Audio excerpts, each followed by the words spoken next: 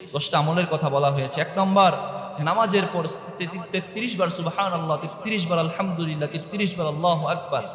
2 নম্বর, ফজরের নামাজের পর ইশরাকের নামাজ।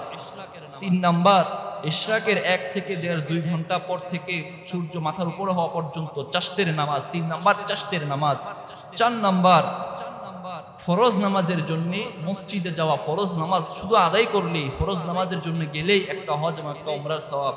5 নম্বর, ইলমে দ্বীন শিখার জন্য দ্বীনে কোনো মারকাজ অথবা মসজিদে গমন করার মাধ্যমে। 6 নম্বর, মসজিদ জামাতের জন্য মসজিদে আসা। এটা যে কোনো জামাতের জন্য মসজিদে যখন বান্দা আসবে তাতেই একটি হজ এবং একটি উমরার সওয়াব। 7 নম্বর, জুমার নামাজের জন্য আপনি মসজিদে উপস্থিত হয়েছেন, এতে করে। 8 নম্বর, ইশা এবং ফজরের নামাজ জামাতে আদায় করলে একটি হজ এবং একটি উমরা। 9 নম্বর, পিতামাতার খিদমত করার মাধ্যমে একটি হজ এবং একটি উমরার সওয়াব। 10 নম্বর, সহিহ নিয়ত করার মাধ্যমে আল্লাহ পাক রব্বুল আলামিন আপনাকে আমাকে একটি হজ এবং একটি উমরা করার সওয়াব দান করবেন।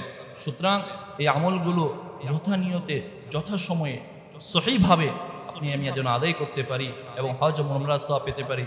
আল্লাহ পাক রব্বুল আলামিন আমাদেরকে তৌফিক দান করেন।